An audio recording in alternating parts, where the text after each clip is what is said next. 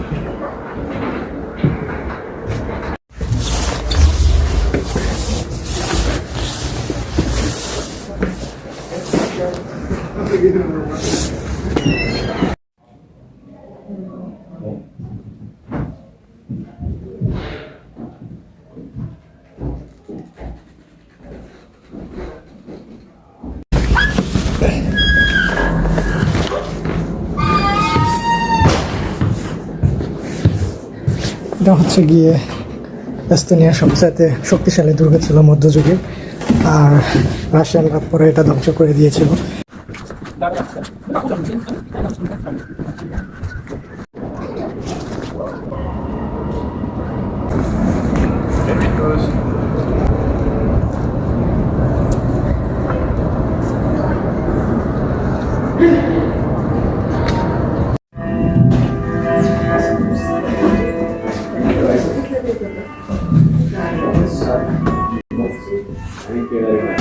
Oh, if you want, you can actually put a photo of it too.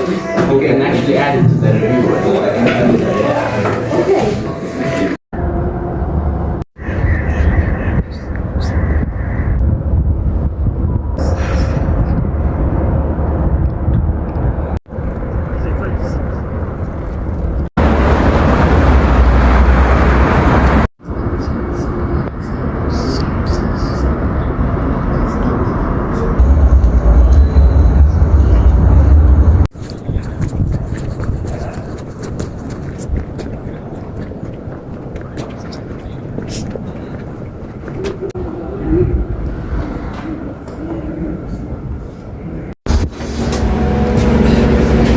বাংলাদেশের বাস এত punctual, আমি 2 দিন ধরে এখানে আছি, বাস হচ্ছে গিয়ে 1 মিনিটের বেশি লেট করে না কখনো।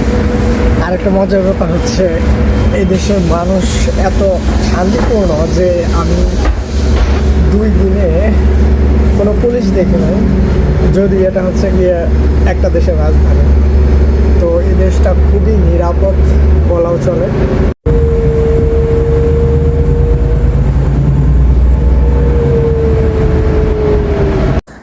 কারেন্টলি আমি একটা এস্তোনিয়ান ওপেন এয়ার মিউজিয়াম।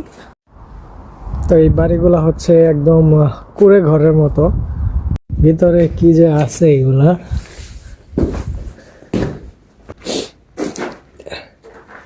প্রচুর হিস্টোরি লেখা, এগুলা পড়ার সময় নেই। যে একটা সিন্ধুক, কিন্তু তালা মারা, চাবি নাই। 17শ শতাব্দীতে মানুষ, এস্তোনিয়ার মানুষ এইসব বাসা বাড়িতে থাকতো, কুড়ে ঘর। এটা মনে হয় গোয়াল ঘর আমার দেখে যেটা মনে হচ্ছে। So I must be crazy, that's why I'm doing crazy stuffs. মানে আমি হচ্ছে কি এমন অফ পিক সিজনে আসছি, আমি ছাড়া এখানে আর কোনো টুরিস্ট নাই, কোনো মানুষও নাই।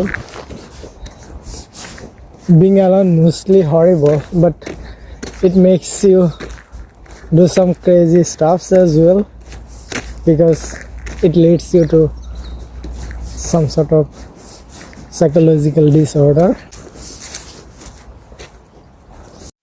সো এই চিত্র দিয়ে যেটা বোঝাইতেছে সেটা হচ্ছে গিয়ে এখানকার যে কলোনিয়াল উপনিবেশরা ছিল, তারা হচ্ছে এখানকার মানুষদের হচ্ছে যেভাবে হচ্ছে গিয়ে ট্রিট করতো, এই যে হচ্ছে সেই বললাম, এগুলা দিয়ে হচ্ছে গিয়ে তারা হচ্ছে মানুষদের টার্গেট করতো এবং প্রাণীদের সাথে হচ্ছে গিয়ে মানে এইরকম নির্মম ব্যবহার করতো আর কি। সেটার একটা চিহ্ন এখানে ফুটে উঠছে। এইটার কি ডিসক্রিপশন আমি জানি না, হয়তো কিছু একটা আছে। তো আমি চলে আসছি বাল্টিক সাগর। এটা হচ্ছে বাল্টিক সাগরের এস্তোনিয়ান পার্ট। ওই দূরে ওইখানে হচ্ছে গিয়ে পোর্ট দেখা যাচ্ছে, যেখানে আমি ছিলাম গতকালকে। তো এইখানে আমি আজকে অপোজিট পার্টে চলে আসছি। আর এস্তোনিয়ার হচ্ছে গিয়ে প্রায় 50% এলাকা বনভূমি। তো যাই একটু জঙ্গলের ভিতরে। এই দেশে হচ্ছে গিয়ে প্রায় 50% বন জঙ্গল, তাই একটু বন জঙ্গলও ঘুরতেছি।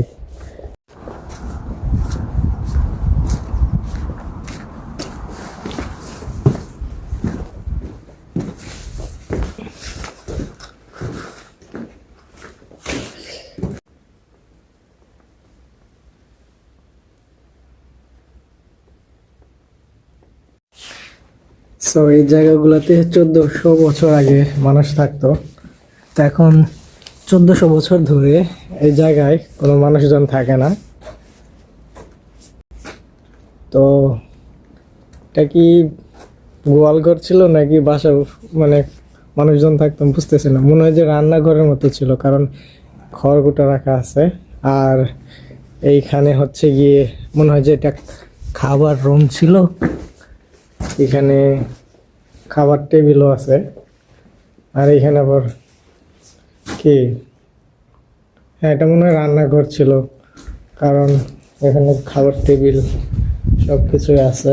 হ্যাঁ এটা রান্নাঘর। তো এখানে মানুষ হচ্ছে এটা রান্না করতো, মধ্যযুগীয় স্টাইলের রান্না বান্না। আর এটা হচ্ছে এখানে খাবার দাবার, ডাইনিং টেবিল।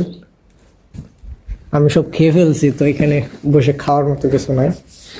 তো এইখানে কি মানুষ থাকতো নাকি এখনো আসতো বলে আমি জানি না। এটা একটা ফার্ম ইয়ার্ড, মানে কলোনিয়ালিজম যখন চলছিল তখন এখানে হচ্ছে রুলাররা বিশেষ করে শাসন করতো।